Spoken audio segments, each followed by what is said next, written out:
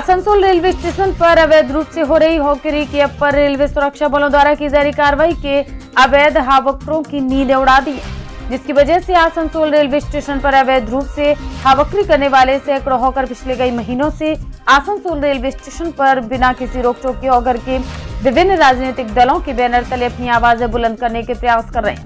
ऐसे में रेलवे के अवैध हॉकरों ने बुधवार को आसनसोल रेलवे स्टेशन के 7 नंबर गेट के सामने भारी संख्या में इकट्ठा होकर एक बार फिर अपनी आवाजें बुलंद करने की कोशिश की है और अपनी मांगों को मनवाने के लिए रेलवे को खुलेआम चेतावनी दे डाली कि अगर उनकी मांगों को जल्द पूरा नहीं किया गया तो वे आसनसोल डीआरएम कार्यालय के सामने आर पार का आंदोलन करेंगे। INTTUC के नेता राजू अहुवालिया ने क्या कहा, आपको सुनाते हैं।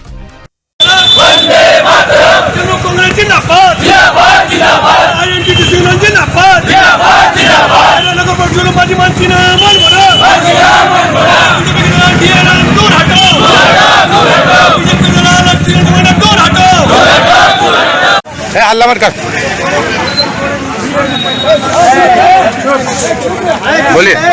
देखिए स्टेशन में क्या हाल है। ये आरपीएफ की गुंडागर्दी चरम सीमा पर पहुंच गई है। हॉकरों पर प्रत्येक दिन जुल्म कर रहा है। हॉकरों का माल से छीन के बर्बाद कर महिला हॉकरी करती है। देखिए परिवार के लिए सब कर रहा है, उस पर जुल्म। आरपीएफ का कहने का मतलब है कि स्टेशन में जो है ट्रेन में हॉकरी, हॉकर जो करता है उसको हॉकरी करने नहीं देंगे। पूरे हिंदुस्तान में रेल में हॉकरी कर रहे हैं हॉकर लोग। आसनसोल के लिए अलग नियम क्यों? सबसे बड़ी बात है कि यहाँ का जो डीआरएम है खुद बीजेपी के नेताओं की दलाली कर रहा है। हमारे ख्याल से वो डीआरएम सबको बीजेपी के झंडा पकड़ के रास्ते में उतर के राजनीति करनी चाहिए। तो बीजेपी की दलाली कर रहे हैं। यहाँ पर आरपीएफ के कुछ अधिकारी बीजेपी की दलाली कर रहे हैं और लोगों पर जुल्म कर रहे हैं। 2024 सामने आ रहा है, उनको समझ में आ जाएगा क्योंकि बीजेपी का 2024 में केंद्र से सफाया है। तब ये कहाँ जाएंगे, किसकी गोद में जाकर बैठेंगे, ये अधिकारी को सोचना चाहिए। जो हॉकर सुबह में कोई सिंगाड़ा बेचता है, कोई चॉप बेचता है, कोई पापड़ बेचता है और सब सामान को सीज कर लेते हैं। 24 घंटे तक अवेलेबल सेक्शन में हॉकर को हॉकर यहाँ पर लॉकअप में रखा जाता है। ये मानवाधिकार नियम का उल्लंघन है।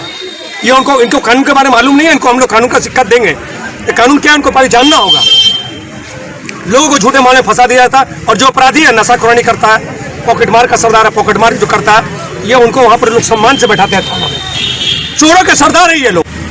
इन लोग को कहने का मतलब है कि हॉकर से ही मंथली लेंगे, क्योंकि पहले रहते थे ये लोग। हॉकर जो है पेट पालने के लिए बहुत जुल्म सारा, बहुत इन लोग के अत्याचार सहते हुआ आ रहा है।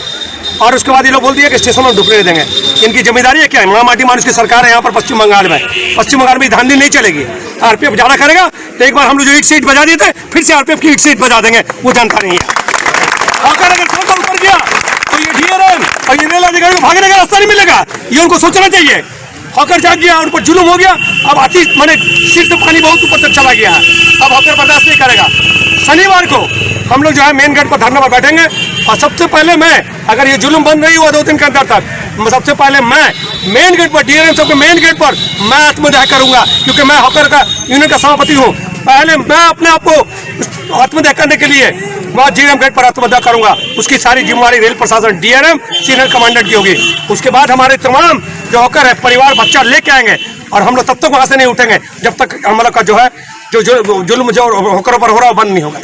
सबसे पहले खबर देखने के लिए आप न्यूज स्टार भारत चैनल को सब्सक्राइब करें, लाइक करें, शेयर जरूर करें ताकि हर खबर आप तक पहुंचे।